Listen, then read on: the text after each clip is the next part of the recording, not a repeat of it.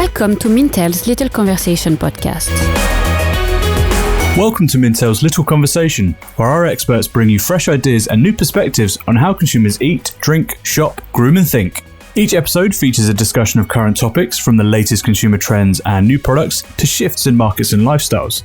I'm Andrew McDougall, Associate Director of Beauty and Personal Care at Mintel, and today we're discussing indie and challenger brands and what they do to succeed.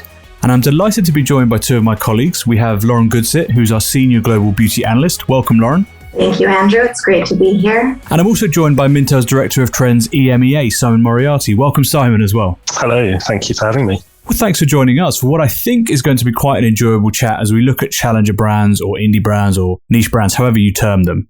I guess to start us off is kind of that question of what is a challenger brand? We should probably sort of define that a little bit more. And a challenger brand for us, I think, is one that is defined primarily by a mindset. It has business ambitions bigger than its conventional resources and is prepared to do something bold, usually against the existing conventions or codes of the category that they're trying to break through into. They're one of these sort of disruptive brands. And while the most sort of common narrative associated with challenger brands is normally one that of the underdog, that they are these underdogs, this is no longer really the most frequent form of challenger that we see.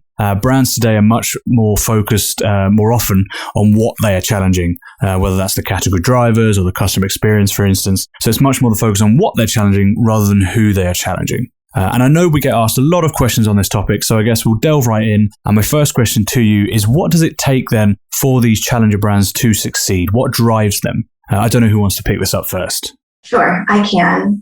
So I feel that with these challenger brands, with the indie brands, where they really excel is that they find that untapped consumer need. They find the gap in the market where we see this need coming from consumers and no products that are really addressing that specific need. And so they are able to really look at the consumers in a different light and then create a product that steps in and fills in that gap for them.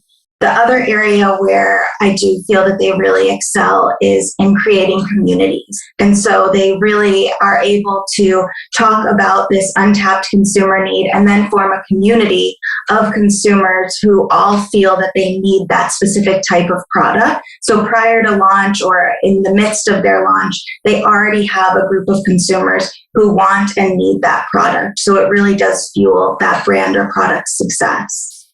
Yeah, I think that's a really good point about community. I think that's, from what we've seen over the last 18 months from the consumer trends point of view, is the real power of community. And I think what that's created is that because people have been interacting with their communities in different ways, and brands have started to kind of tap into that a little bit differently to what they have been before. I think there's going to be lots of opportunity for these new brands, these kind of not necessarily new brands, but challenging brands, independent brands, to kind of really, gain traction by jumping into those communities and understanding, I think first and foremost, understanding who the people are that make up those communities, rather than kind of going in with a product and saying, this is what you need. It's kind of understanding, as you said, those needs, and having a really strong mission, having a really strong, whether it's an ethical mission, whether it's about community, whether it's about the established industry in which they're working and they want to change that or challenge that. I think as long as that mission and that kind of central kind of ethos behind their brand is clear, then I think there's lots of room for people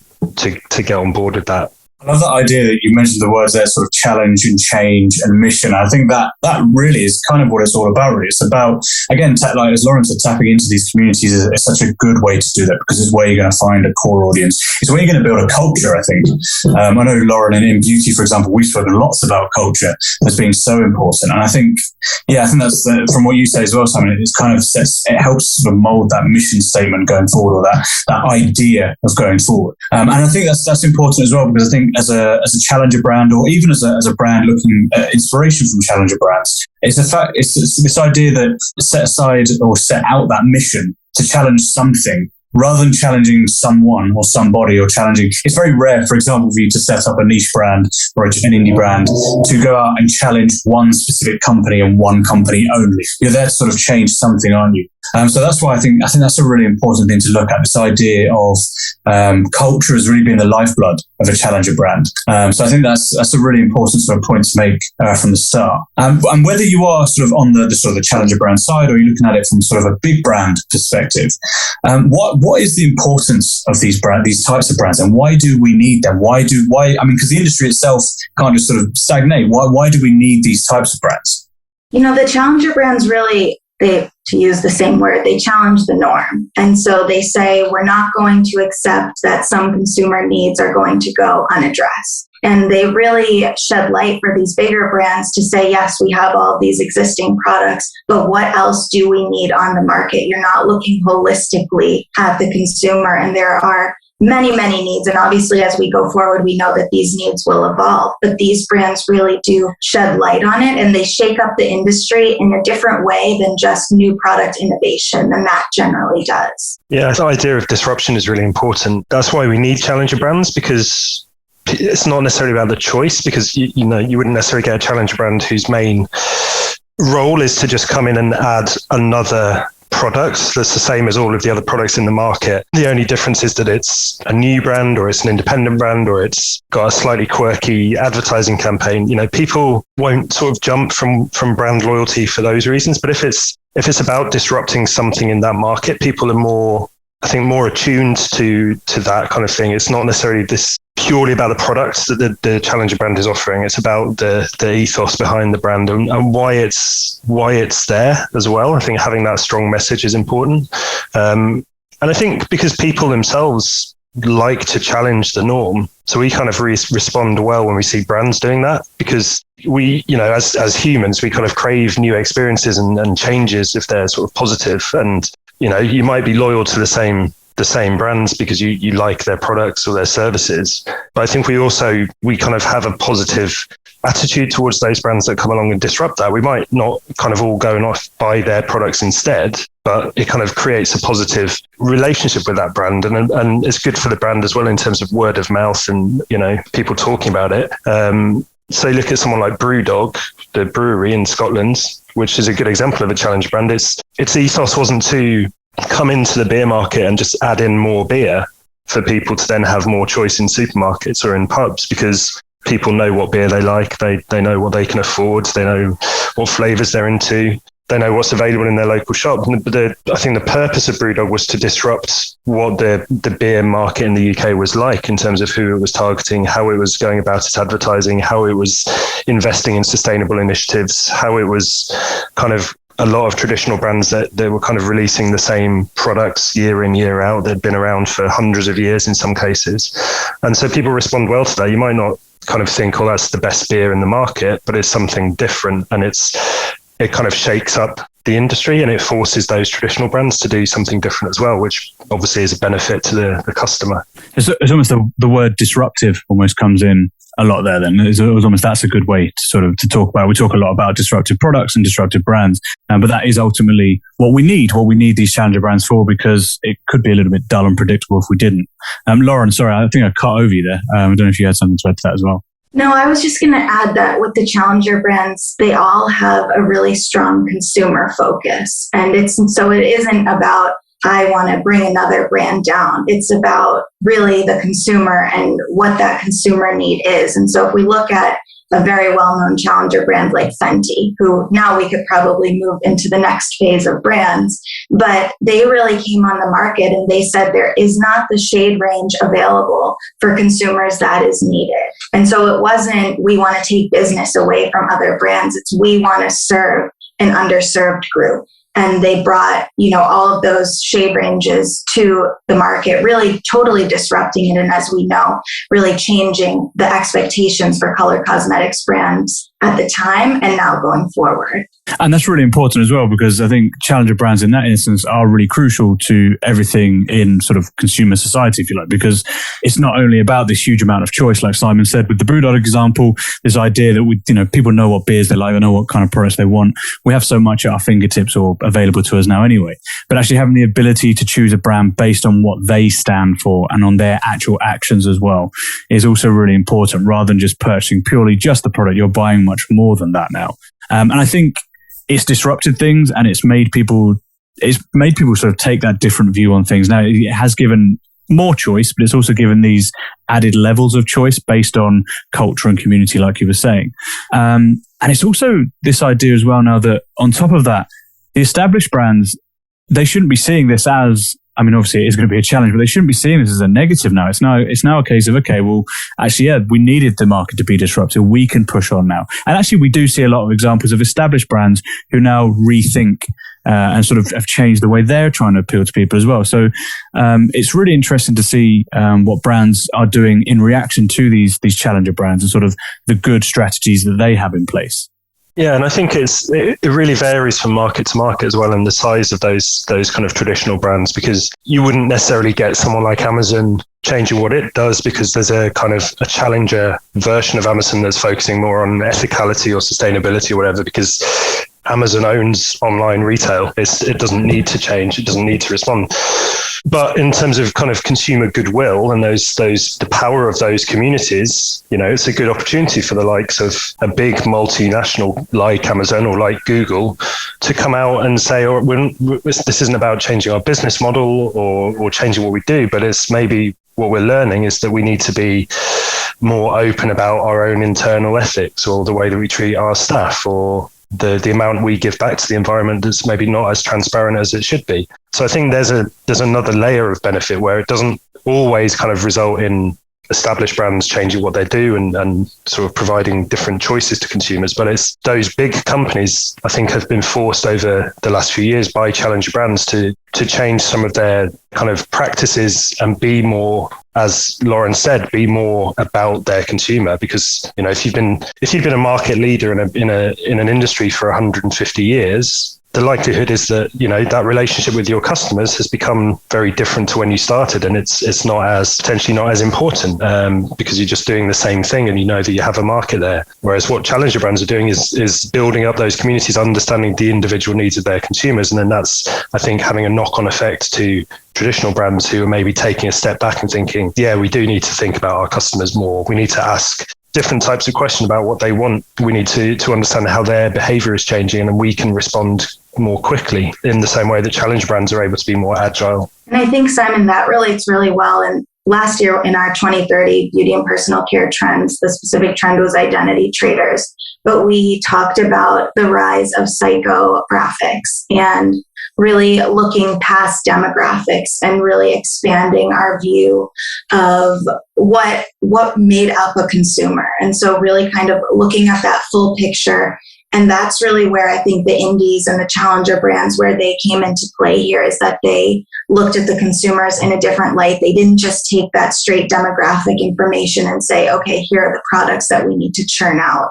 And so they, as you said, really caused those larger, more established brands to take a look at how they were viewing the consumers and what types of products they were making to fit their needs when they looked at a more expansive view of their needs. It's interesting as well because authenticity comes into it a lot then, doesn't it, in terms of what we're talking about here? Because it really is important to, whether you are one of the challenger brands, I mean, if you don't particularly stand for something, or if you're just trying to exploit a certain scenario or a certain thing that you believe in, you're going to get called out very quickly. Similarly, if you're a bigger brand and you try and play in these categories as well, try and play in these sort of buzzword concepts that are happening at different times, then again, you will get sort of called out. You'll get found out and called out quite heavily actually on social media these days, again, by those same communities. So I think authenticity is such a key thing from what the two of you both just said there.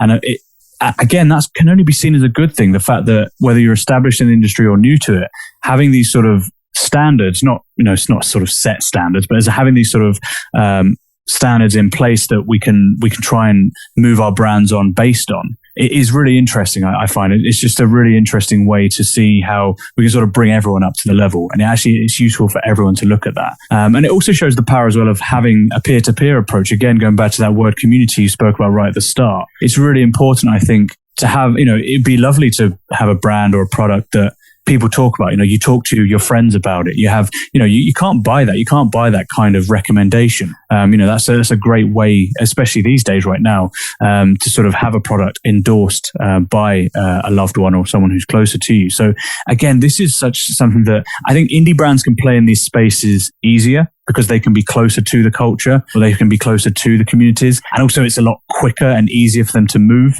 and sort of navigate the market, whichever consumer goods market you're in. But it doesn't mean it's just for these indie brands or just for these challenger brands. It just means we need to be doing things in a much more sort of authentic way. Is there anything else in particular you think that as a big brand looking in, or even as a new brand looking to launch, that we can learn from what we've seen from the challenger brands? What is the best way to go about things? I think that agility is important. Like you said, it's not about a brand launching to challenge the global leaders. It's not about, in terms of the brand global leaders, not politicians. It's not about, we're going to overthrow Coca-Cola. We're going to become the market leader in that space, because that's not really a business model. It's about, well, we want to provide an alternative to people in soft drinks or in transport or in leisure or whichever market you want. And it's not about then trying to target all of, Coke's customers or all of Amazon's customers or all of the millions of people that use Google every day. It's about being able to try things quickly, target small communities, get that word of mouth building. I think when Uber launched in London, it was one person was basically responsible for getting the brand out there by just driving around and talking to people about what the brand was all about. And now look at the size of Uber, for example. So it's about being able to test markets quickly, being able to get direct feedback from potential customers, get the customers involved. Again, talk about Brewdog. It's been very successful in involving its customers in its business. So opening up shares very early on in its development, having its customers have a say in how the business is run. And I think doing that and building that up over time, you're just creating all of these individual communities that then, over time will merge into one bigger community where that brand becomes much more successful, much bigger. And I think oftentimes with challenger indie brands, we talk about they have strong brand founder stories, or strong brand stories, and that's really what draws that community in. And that isn't only for these smaller challenger indie brands. The story behind how you got where you are or where you plan to go, that's something that a brand of any size can tap into. And when we look at our data at Mintel, we know that consumers are out there, they're doing their research, they're doing their digging to make sure that brands and products align with all of their beliefs. So really crucial for these larger brands to come out and say, we see this gap in the industry. Here's how we are doing our research. Here's how we're choosing to address it. Now here is the final product that we are giving to you to try to solve that issue or to, give you more options here. And so that it shouldn't be forgotten to give that story, to give all of that background information. I think a lot of time these big brands are doing all that research, all that finding all of that data, connecting all these consumer points, and they're just not sharing it as much as a challenger indie brand who that's really the face and forefront of their brand. Is this story? Is this community? And it's there for the larger brands. They just have to figure out how to communicate that in the best way. I think as well they have to do that, but also bearing in mind, because they will have done all of the work, understanding their consumers, understanding their customers, what they need, they'll also have an awareness, possibly more than big established brands, of the importance of value, the importance of, if you're coming into a market, launching a new product or a set of products or a new brand, it has to be achievable by the customers that you're trying to target. It doesn't have to be cheap, and so you're kind of competing at the levels of having a stronger ethics, having that background that's more transparent, having that authentic messaging. But if all of that is done and then the end result is pricing people out of the market or too expensive to get hold of, it doesn't justify the costs, then those challenges, we see so many small brands, new brands emerging and disappearing. It's the ones that kind of are able to balance all of those things that we've talked about, understanding community, understanding their mission, understanding the sort of human story behind them, but delivering that in a way that people can realistically get on board with. So looking at someone like Virgin Atlantic, it didn't come into the airline space to revolutionize what air travel is, because air travel by its nature is pretty straightforward. You get in a plane and you go somewhere. That's the reason people travel. but it was an understanding that customer service had to be better. It had to be more of an experience. It wasn't just getting people into a metal tube and flying them from A to B. People wanted to have it as a, part of their memories of a holiday, part of their memories of a trip. And so by doing that, without kind of being more expensive than its competitors and offering a better customer service than many of its competitors in an affordable way, it was able to challenge the airline industry. And now you see, all airline brands are focusing on customer experience more than perhaps they were 30, 40 years ago. I think there is that idea of value. Understanding what value is, I think, is really essential for challenger brands to succeed. And I think the piece about customer service that you brought in is also really relevant within the beauty industry. So there's a direct-to-consumer fragrance brand called Sniff, and they sell fragrance online, which we know can be a very tough sell. You're unable to smell it. You're kind of reading about the notes. And what they've done is they've created this 7-day trial period. So you make the purchase, but it just goes as a hold on your credit card.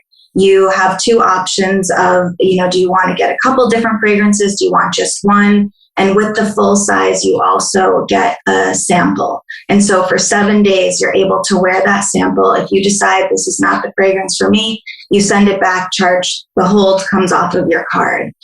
So really kind of looking at that element of customer service and saying, we know it's difficult for consumers to shop for fragrance online, and here's how we're going to provide a solution. And in the fragrance industry, that's been an area where we've, seen people really try to figure it out. How can we communicate with consumers? Is it through color? Is it through different digital experiences? Is it through music? And how can we connect the scent to what they'll actually be smelling when they get it? But here they're saying, we understand you need to smell it, you need to wear it. Here's how we're going to do it. We're showing you that value. We're not going to charge you until you decide that it's for you. And they make that selling and buying process really easy in an industry where it can be very difficult, especially in the e-commerce space. I think that's interesting because one of the things that you notice from challenger brands is that they'll come in and do something like that, and the reaction is almost like, why wasn't that being done already?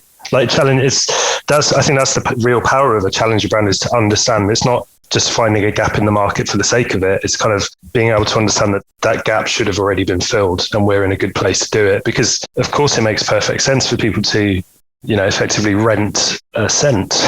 A little poem for you there.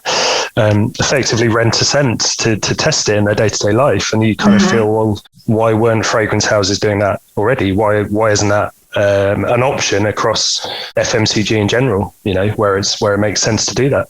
And so I think the successful challenger brands are the ones where you almost don't notice that they're challenging the norm, because they're able to create their own norm, where something like subscription-based fragrance online retail becomes mainstream. And that way of providing people with the options and the choice becomes an expectation from consumers. And you sort of forget, again, if you look at someone like Uber, that's now the norm for how people get rides, kind of on demand, kind of cab hailing is the norm for a lot of people.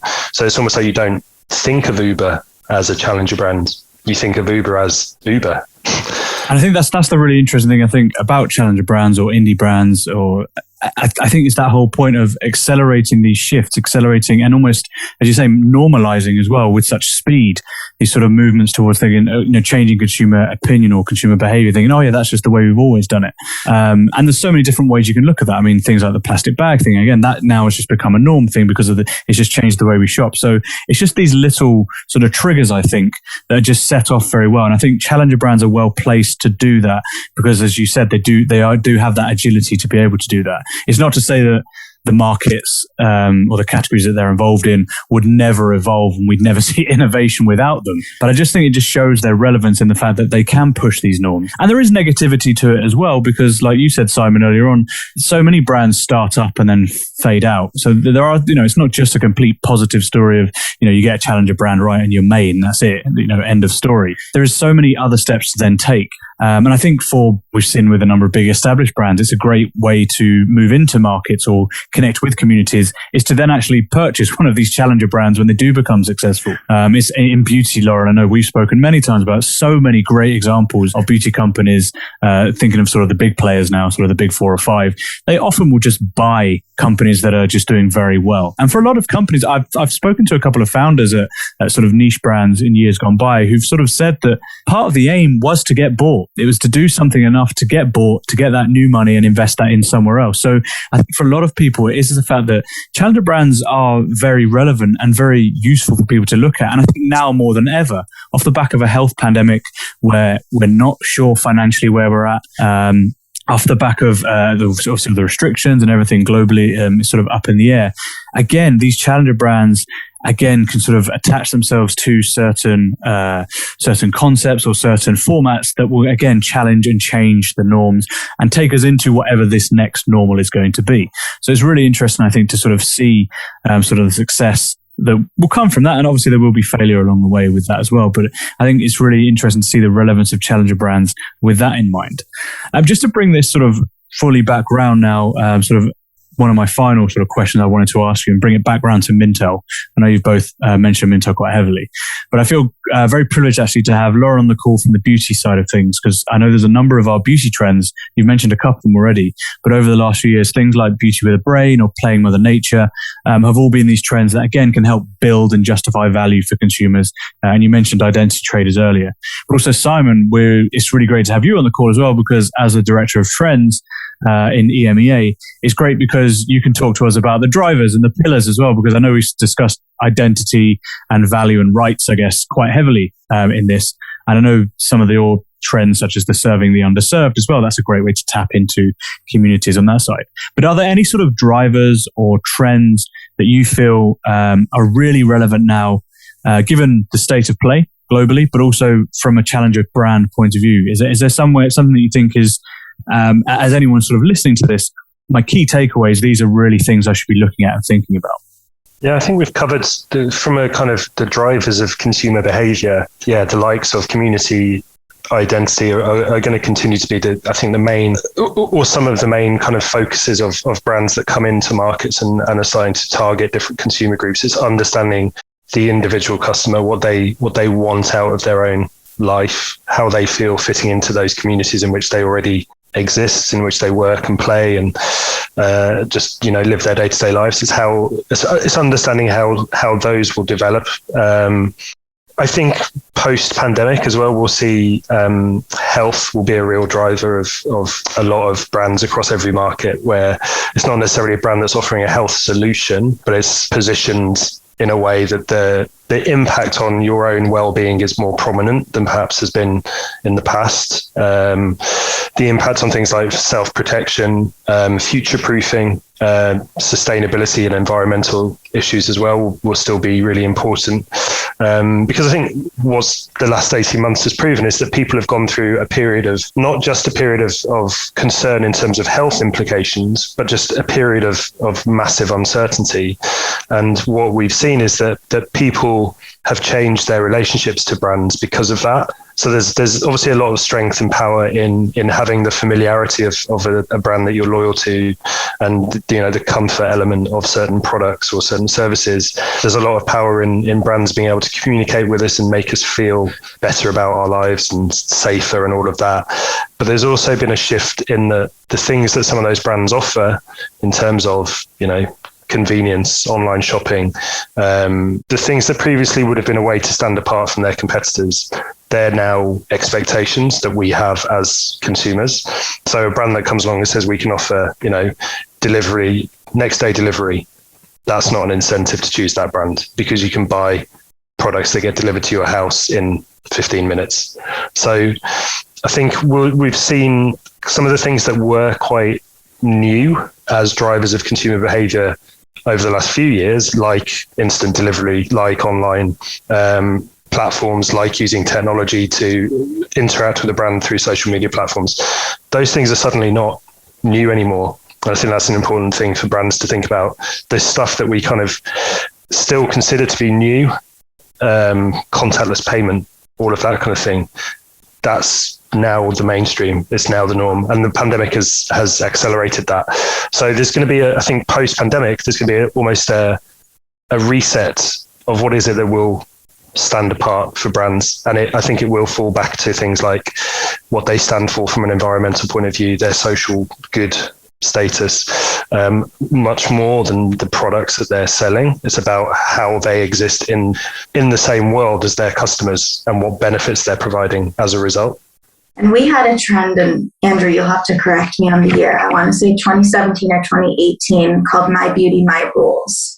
And that probably is one of the most used trends that we all use throughout our different content pieces. But that, I think, really rings true in this period of time, as well as in this conversation with challenger brands, that it is all about the consumer. And it is about doing that deeper dive, figuring out where those nuances are, what they're looking for. It's about being better ethically. It's about showing how you're sourcing your ingredients.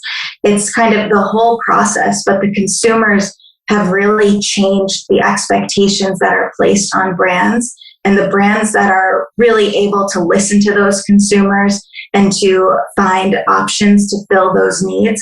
Those are the brands that are succeeding, not only with the challenger indie brands, but with larger brands as well.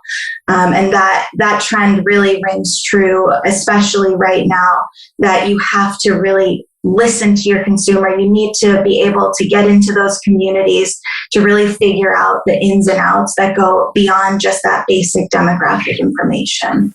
Yeah, that was it was a 2018 trend, that one, Lauren. And that same year, we also had a trend called Campaign Capital as well, which was looking at, again, aligning consumers, looking to align their beliefs and their values with brands, which again has sort of evolved since those sort of 4 years since we launched those trends. But it kind of still rings true now, sort of when you think about it. And like as Simon said there, the social side of things and the sustainability side of things, again, these were all apparent before the pandemic, and there were always things that brands were looking to align to. But now, again, it's been accelerated. This shift has been made, and it is a way to differentiate. Again, you have to make sure you do it authentically, because you will get called out. But that's a whole new podcast talking about how brands have got it wrong. But it is so interesting now to see how this evolution is being made possible. Again, given everything that challenger brands do, but also everything that the pandemic has brought about as well. I think it's also worth saying that we talk about values and ethical behavior of brands, in particular challenger brands, as a way to stand out. I think it doesn't always have to be as kind of heavy as that.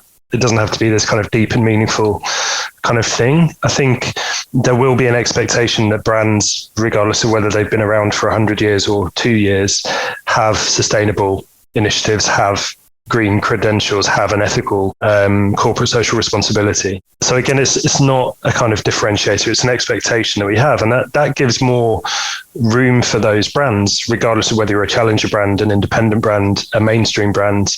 There's more room then to kind of look at how else you can appeal to consumers. So it doesn't, you could have a very strong sustainability kind of mindset as the central point of your brand, but that doesn't necessarily have to be all that you are selling to your customers. You could be doing that in a focusing on the product, the benefits of the products that you make. It could be focusing on the playfulness of your advertising.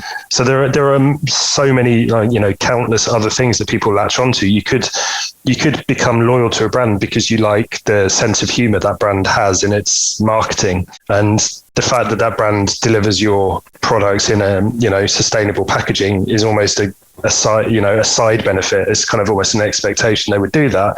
That's not necessarily the reason that you've chosen that brand. It's other factors that you like about the brand that have kind of set them apart.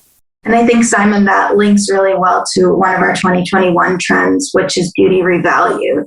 And that really looks at what consumers value in the purchase that they're making. So you're right, it might not be because the brand is totally sustainable. It might be a different element that they're seeking from the brand, but really kind of looking at this shift in value and what consumers place more or less value on, and finding kind of that sweet spot where you can appeal to these different consumer groups. Indeed. Well, also, I believe we have a value driver trend as well, which is it priority shift? Is that the one as well, Simon, as well? So it's really interesting how value has been such a sort of a central theme to everything we've spoken about today.